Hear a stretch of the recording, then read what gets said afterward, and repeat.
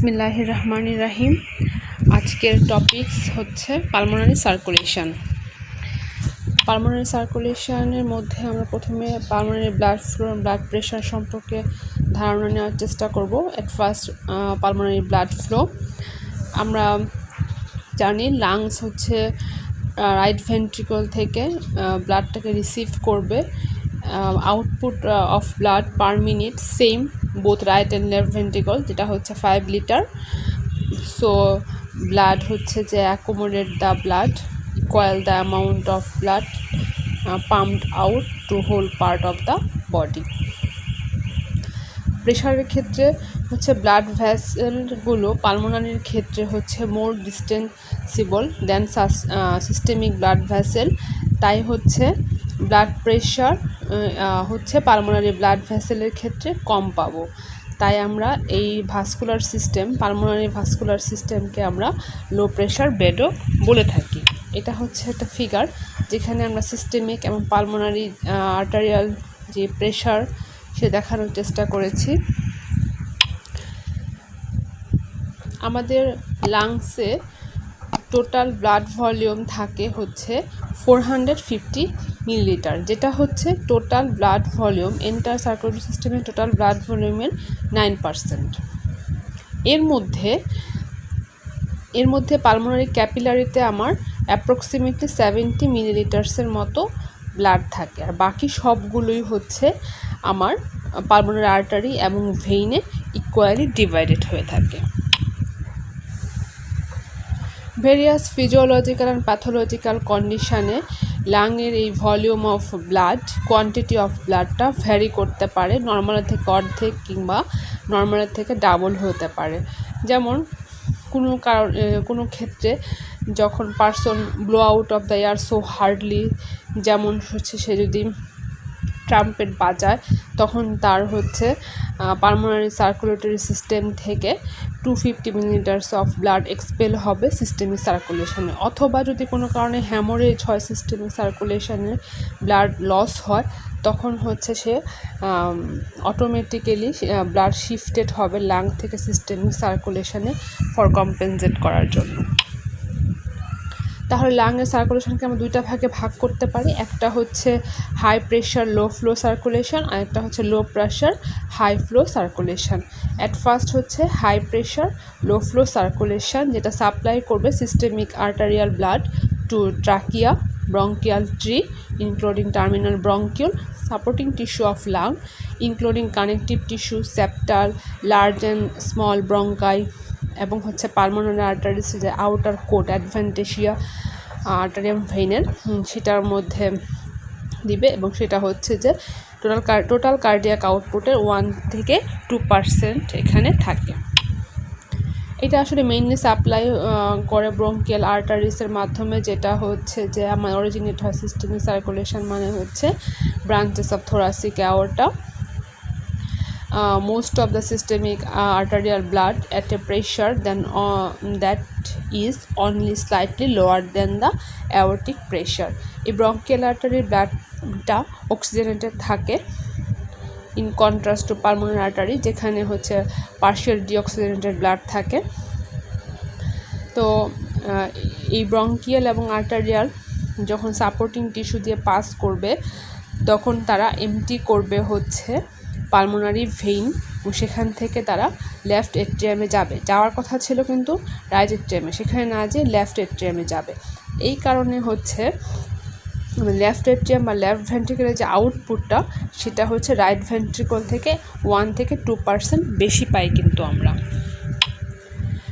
লো pressure high flow circulation যেটা supply করবে হচ্ছে venous blood from all parts of the body to alveolar capillary where oxygen is added and carbon dioxide is removed. এখানে pulmonary artery এবং ভেইনগুলো, pulmonary artery যেটা right ventricular apex থেকে মাত্র 5 centimetre বিয়ন্ডই আমরা পেয়ে থাকি, সেখান থেকে ব্লাডটা কালেক্ট করবে এবং ডিভাইডেড হবে রাইট অ্যান্ড লেফট ব্রাঞ্চ, সবাই আমরা জানি, যেটা টু রেসপেক্টিভ লাংসে যাবে, এবং arterial branches carry blood to alveolar capillary for gas exchange. অন্যদিকে পালমোনারি ভেইনগুলো return blood to left atrium to be pumped by left ventricle through systemic circulation. এখানে পালমোনারি আর্টারি ওয়ালগুলো থিকনেস হচ্ছে অ্যাওর্টা থেকে 1/3 থাকে এবং সেটা শর্ট থাকে যেহেতু তাদের ডায়ামিটারটা বেশি থাকে in comparison two systemic arteries, so এই ব্লাড ভেসেলগুলো থিন ডিস্টেন্ডেবল থাকে। হ্যাঁ, এই জন্য হচ্ছে যে আমার পালমোনারি আর্টারিতে কমপ্লেন্সটা বেশি পাবো, অ্যাভারেজে 7 millilitre per millimetre of mercury পাবো। হ্যাঁ, যেটা হচ্ছে পুরো এন্টার সিস্টেমিক সার্কুলেশনের সিমিলার। এই লার্জ কমপ্লেন্সের জন্য পালমোনারি আর্টারিজ অ্যাকোমোডেট করতে পারে stroke volume output of right ventricle. অন্যদিকে পালমোনারি ভেনগুলো আর্টারির মতোই শর্ট এবং they immediately empty their effluent blood into left atrium. অন্যদিকে লিম্ফ্যাটিক সিস্টেমের কাজ হচ্ছে এক জায়গায়, যেটা থাকে হচ্ছে আমার লাংসের সাপোর্টিং টিস্যুতে। হ্যাঁ, এবং টার্মিনাল ব্রঙ্কিউলের সারাউন্ডিং থেকে শুরু হয় সে, এবং হাইলাম অফ দ্য লাং হয়ে সে কিন্তু আমার রাইট থোরাসিক লিম্ফ্যাটিক ডাক্টে যায়। সে কি করে, অ্যালভিওলাই যে বিভিন্ন ম্যাটার এন্টার করে সেগুলোকে রিমুভ করে এবং আমার পালমোনারি ক্যাপিলারিতে যে প্লাজমা প্রোটিনগুলো লিকিং হয় সেগুলোকে সে রিমুভ করতে সাহায্য করে। এই কারণে কিন্তু আমার পালমোনারি এডিমা ডেভেলপড হয় না। এখন এই পালমোনারি সার্কুলেশনে কিছু পিকুলারিটিস আছে যেগুলো আমরা জানার চেষ্টা করব। অ্যাট ফার্স্ট আমরা জানি সেটা pulmonary artery carries deoxygenated blood from heart to lung. অন্যদিকে pulmonary vein carry oxygenated blood from lungs to heart. 2. Pulmonary আর্টারির ওয়াল থিন ওয়াল, অ্যাবাউট হচ্ছে সিস্টেমিক অ্যাওর্টিক ওয়াল থেকে 1/3 থিকনেস তার, এবং এই ব্লাড ভেসেলের ওয়ালগুলো থিন থাকে। এখানে মাসেল কোডগুলো ডেভেলপড হয় না। হ্যাঁ, ট্রু আর্টারির ক্ষেত্রে কিন্তু স্মুথ মাসেলের ফাইবারই কম থাকে। 3rd, pulmonary vascular system is low pressure system is 1/8 of systemic circulation. 4, it's have 3 zone of pulmonary circulation. 5, pulmonary vascular bed has to supply blood to one type of tissue. অন্যদিকে systemic one supply various types of tissue. Number 6, blood flow through pulmonary and systemic system are equal. It is equal to cardiac output. Number 7, pulmonary vascular bed is relatively short, distensible, highly elastic এর জন্য large ক্যালিভার হয় এবং সে accommodate করতে পারে large volume of blood. জন্য তাকে আমরা blood reservoir বলে থাকি লাংসকে। এখানে 9%, আমি আগেই বলেছি, 450 ml এর মতো ব্লাড এখানে রিজার্ভ থাকে। এখানে ফিজিওলজিক্যাল শান্ট পাবো আমরা।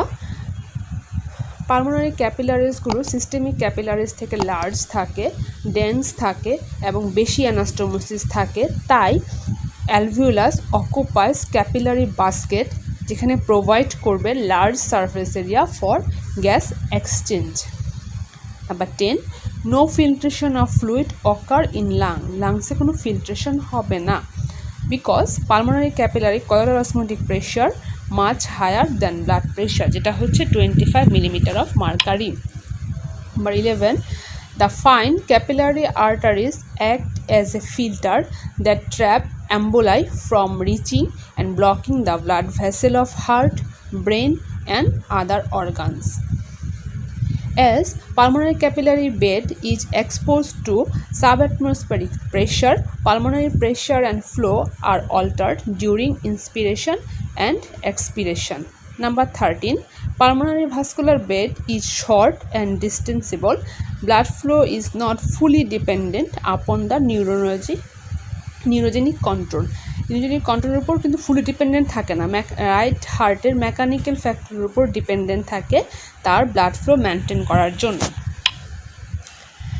Local action of carbon dioxide and low oxygen in pulmonary vascular bed হচ্ছে ভ্যাসোকনস্ট্রিকশন করে, যেটা হচ্ছে রিভার্স সিস্টেমিকের ক্ষেত্রে।